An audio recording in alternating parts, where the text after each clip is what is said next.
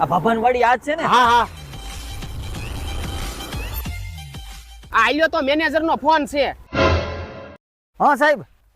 હા આજકાલ ટ્રેક્ટર ને બાપાને બેયને લઈને આવું. સાહેબ હોસ્ટેલ ની ગોળે દારૂ ની લાલચ માં નો આવી જતા હો. હા ભાઈ હા.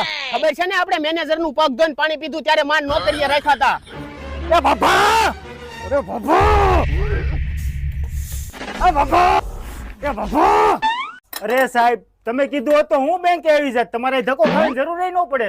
એ મારે તારું કાંઈ સાંભળવું નથી. ટ્રેક્ટર ની ચાવી લાય. અરે વિનોદ સાહેબ તમે ખોટું બહુ લગાડી જાવ હો. નહીં વિનોદ સાહેબ લેવા દ્યો. અરે તમારી વ્યવસ્થા છે. और अभी तो रुको.